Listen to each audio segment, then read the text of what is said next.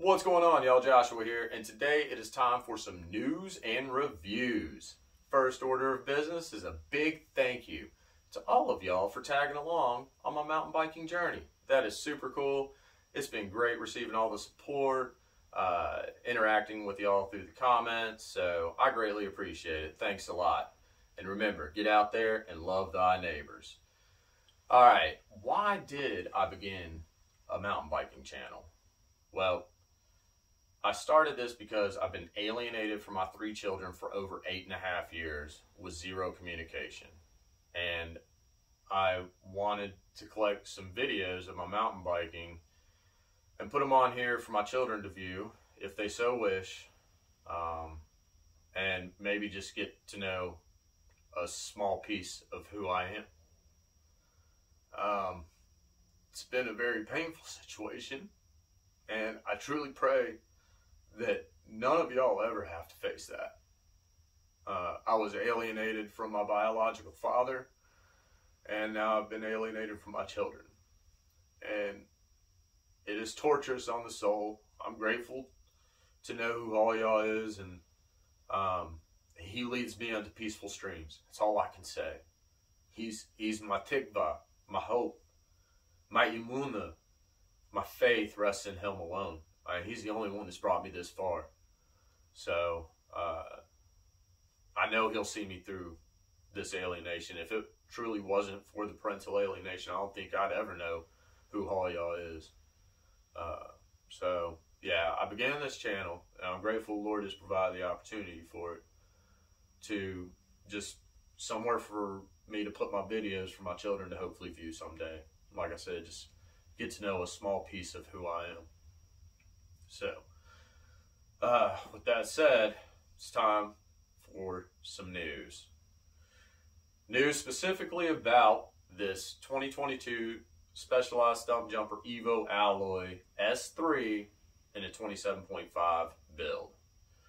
So, last week I reached out to Specialized about this because my main question is if I ran it as a 27.5 and just put a 170 fork on there, negating the lower bottom bracket height, would that be a warranty issue? I never did receive a clear response to that. They were so fixated on the fact that you just can't build any of their stump jumpers on a 27.5 platform. Just clear across the board, that's it. And so every time I tried to bring it up, it was like the individual would sort of go in a different direction. And of course, their biggest concern is the lower bottom bracket height, right? With the 27.5 wheels, which I have encountered and noticed that as an issue to some degree in some very select areas when out on the trails riding. For the most part, it really hasn't impacted the bike's ability. The only thing I have noticed more frequently is the pedal strikes, which y'all have heard me speak of in the videos and what have you.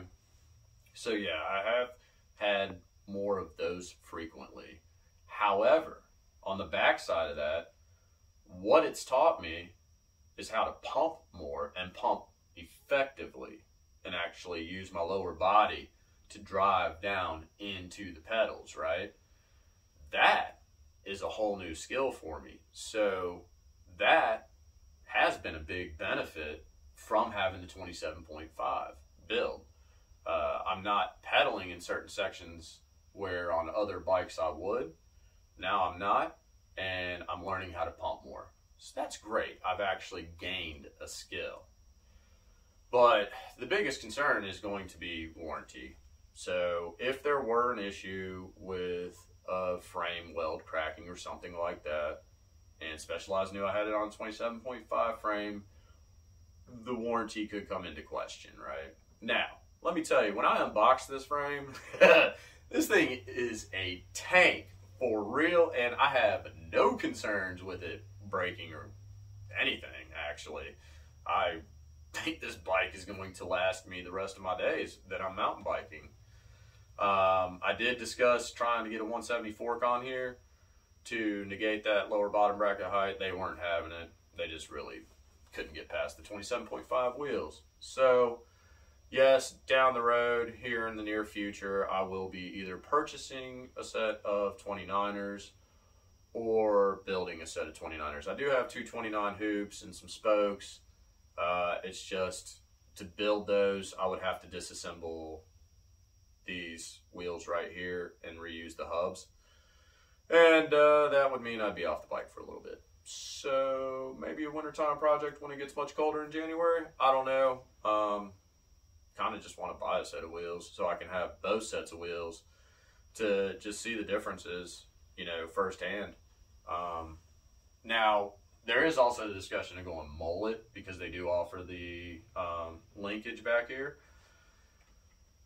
I've read a lot of reviews about the mullet setup being not bueno for climbing. I'm already terrible at climbing, so I'm not sure if I want to make my bike worse at climbing.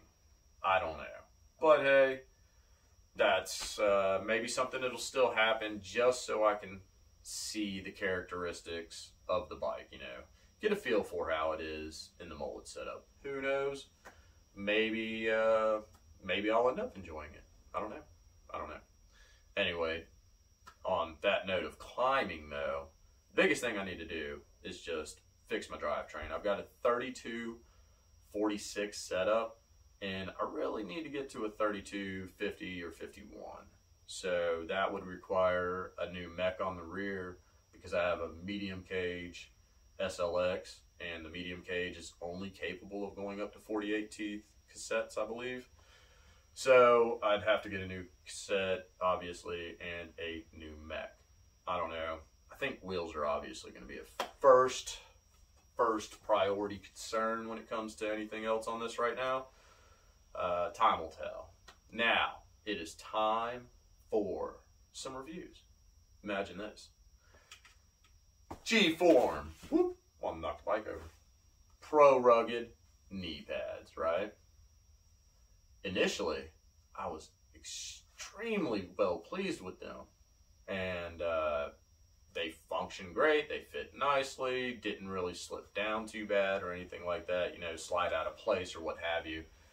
I was very thrilled with them in the beginning. However, about a month ago, maybe a month and a half ago, I was out with Todd on a couple different rides, and I began noticing that I was having pain at the inferior region of my patella, right? Now, I could not figure it out for the life of me. I tried adjusting the pad, maybe tweaking it side a little bit or something like that, and it just would not go away. I mean, it got to the point where I was like, whoa, I mean, I got to stop. Now, when I walk normally, I don't have any knee pains. When I wear the Liat pads that I still have, no pain. But for some reason, and it's specifically the left side, the patella just seemed to get pushed down, causing pain at the inferior region of it. And so I actually did reach out through G-Form's, you know, on their website, their little form you can fill out for questions and whatnot.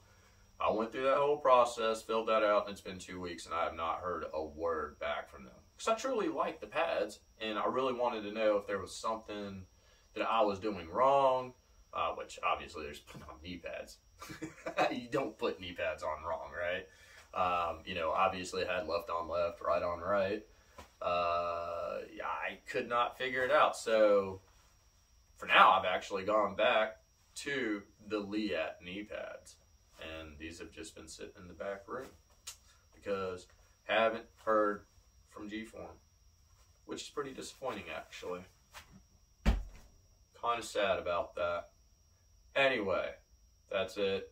I can't really necessarily recommend the G-Form Pro Rugged knee pads at this point. I don't know if anybody else has experienced that. Now, I do know a handful of riders currently, Corey being one of them, that has a set of G-Form pads. He's been totally well pleased with them. Everybody else seems to get along with them well. I don't know. I'm a weird case, right?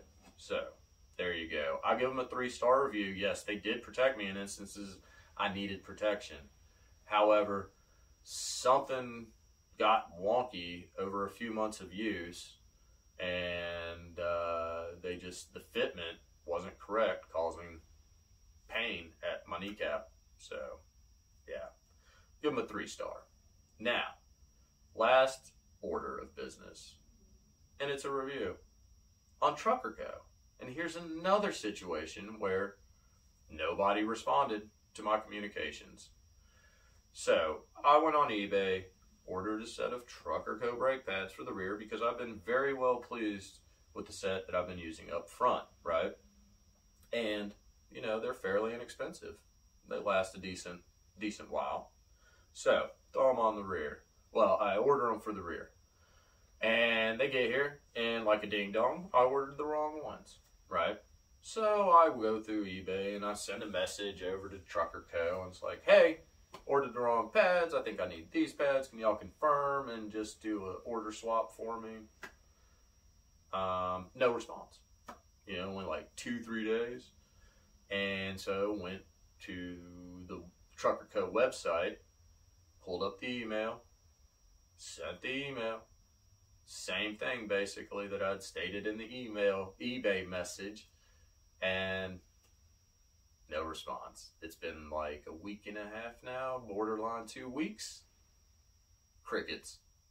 Yeah. Kind of disappointed. You know, I rave about the pads. They're phenomenal pads for the price point. No joke.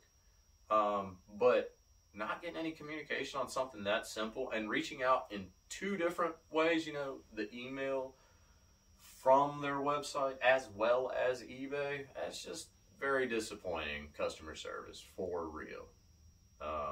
So same with the G-Form Pro Rugged knee pads, poor customer service. So I'm going to give Truckerco brake pads a 3-star review as well, because customer service is lacking. You know, it's a simple question. You know, I ordered the wrong part. Hey, can I swap this out? It's actually less expensive, so could have got a couple bucks back. That would have been cool. But anyway, that's it. That's a wrap for today's video. Just wanted to go over the concerns with the warranty and what have you, and the 27.5 build of the S3 SJ Evo alloy, which, I mean, I'm still well pleased with the build. And I even told them, I said, you know, before we signed off communicating there at the website, I even told them, I said, I know you can't endorse it, but yeah, I shredded it to a 13th place at our little local enduro, which truly surprised me because I didn't think I was that competitive, you know. I was aiming more for up in the 20s. So to achieve that was just really super cool. And the guy politely responded, yep, nice job, or something along those lines. But anyway, so yeah, it'll be going 29er here down the road. Stay tuned for that, and I'll keep y'all posted as I go along on my experiences. But truly, in a 27.5 build, even as an S3, this thing is pretty mint. All right, y'all, I'm out of here. Again, thanks for all the support. Thanks for tagging along. I do appreciate it. And as always, get out there and go love thy neighbors. Bye.